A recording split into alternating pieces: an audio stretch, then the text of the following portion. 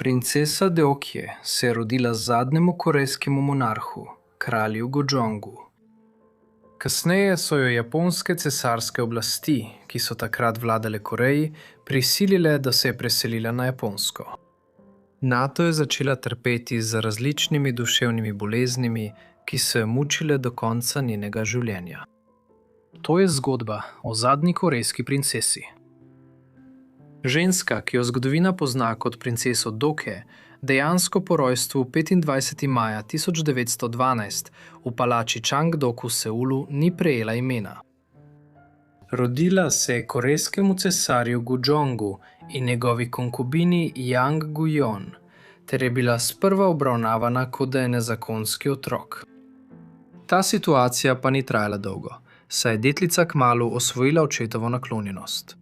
In končno je bila leta 1917 pri 5 letih uradno priznana in opisana kot članica cesarske družine kot princesa Dohe. Princesa se je rodila v cesarsko družino in je odraščala v cesarski palači v nemirnem obdobju. Od leta 1382 je kraljestvu Koreja vladala dinastija Joseon. Kraljestvo, ki je bilo stoletja izolirano in odrezano od sveta, je na svoj način uspevalo. Toda 19. stoletje je prineslo nove izzive. Velike zahodne sile Evrope in Severne Amerike so vse bolj širile svoje sfere vpliva na Daljni vzhod ter seboj prinašale nove kulture, tehnologije in sisteme vladanja. Od sredine 1850-ih je Japonska doživljala vse večje vdore Združenih držav Amerike, Francije in Britanije, ki so agresivno silile državo, da odpre trgovino za zahodne vplive. NATO je od leta 1870 naprej Koreja postala v središču teh zanimanj. Ko je Japonska v 1860.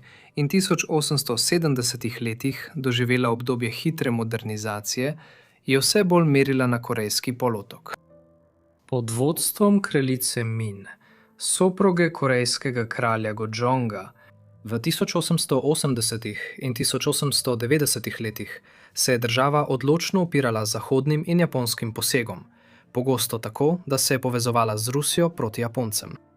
Vendar je niz dogodkov v 1890. in 1900. letih izčrpal Korejo in končal njen boj za ohranitev neodvisnosti. Leta 1910 je bila država dejansko priključena Japonski.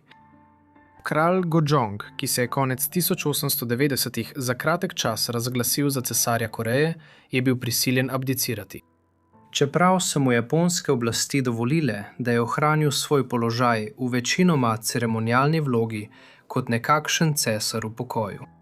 Dejansko je bila kraljeva družina, v katero se je princesa Dohe rodila leta 1912, nič več kot lutkovni režim.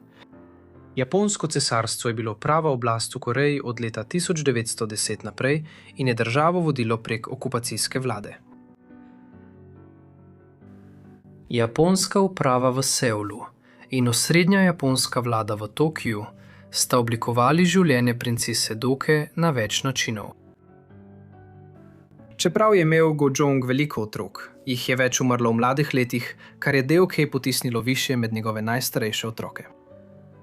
Vendar je to povzročilo svoje težave, saj je zaradi tega japonska oblast v Koreji bolj verjetno posegala v njene zadeve. Še posebej od leta 1917 naprej, potem ko je bila uradno vpisana kot članica cesarske družine. Da bi preprečil, da bi japonske oblasti poskušale narekovati, kako naj poteka njeno življenje, je Gojong leta 1919 poskušal organizirati poroko za svojo najmlajšo hčer. Predtem je že ustanovil vrtec v palači Daegu za Dokje v Jokjangu, da bi preprečil, da bi jo poslali na Japonsko, kot so že bili njeni bratje. Zdaj je bila načrtovana tudi poroka, da bi utrdili njene vezi s Korejo. Predlagana zveza je bila s Kam Jang-hanom, nečakom enega od višjih dvornih komornikov v Seulu, Kim Hua Hua-jingom.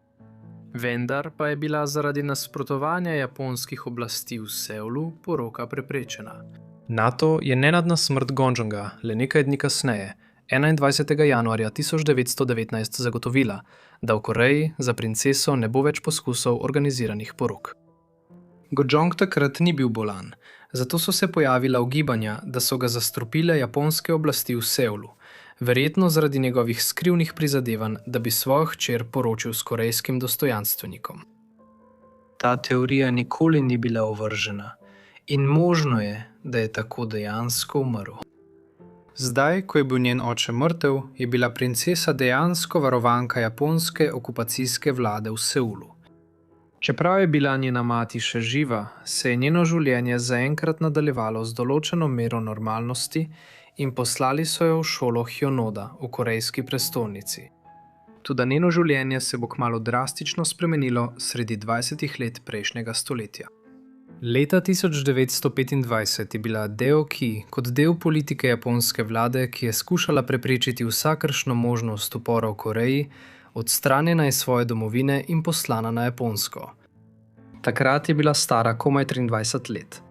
Medtem ko je tukaj živela v poznih 20 letih, je obiskovala šolo Gakushuin v Tokiu, ki je bila ustanovljena kot poklicna šola leta 1923. Tam se je učila šivanja in kulturne vzgoje. Veliko podrobnosti iz njenega življenja na Japonskem je večinoma nejasnih.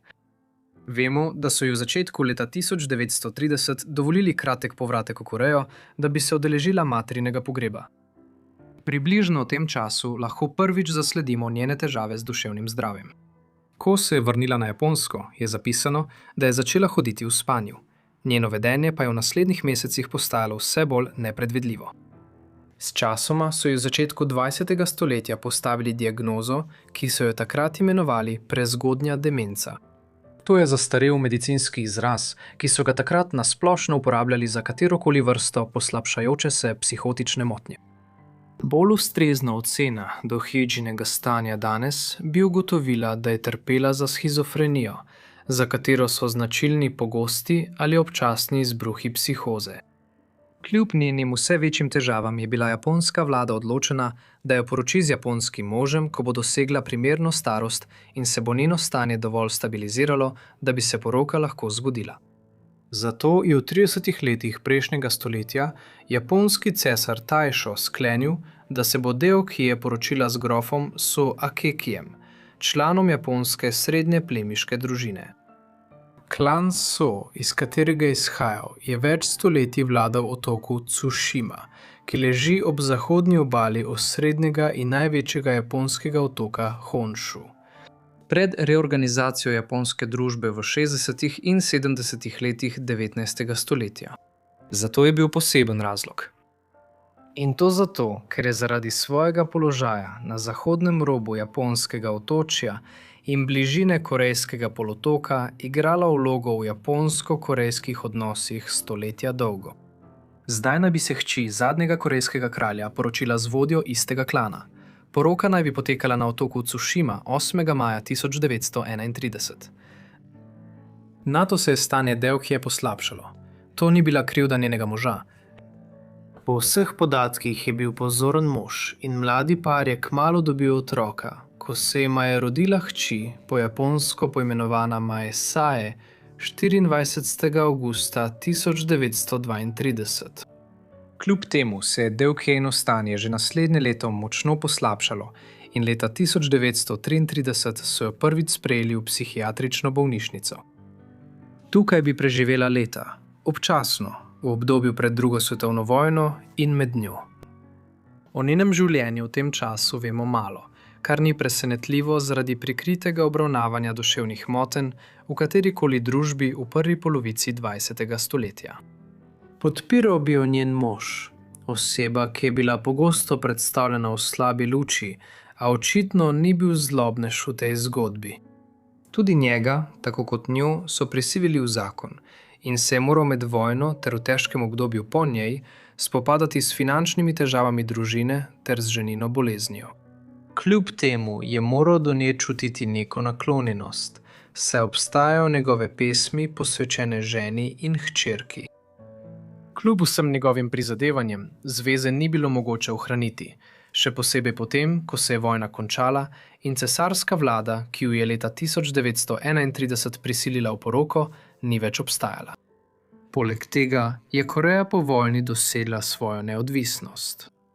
Zaradi tega sta se zakonca leta 1953 ločila.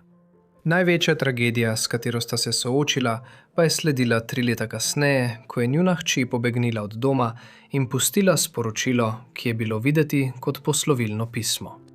Nikoli je niso več videli in domneva se, da si je vzela življenje.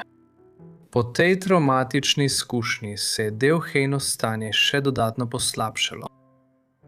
Nekdanja princesa bi morda zadnja leta preživela povsem pozabljena v japonski psihiatrični ustanovi, če ne bi nekateri v Koreji posredovali v njenem imenu.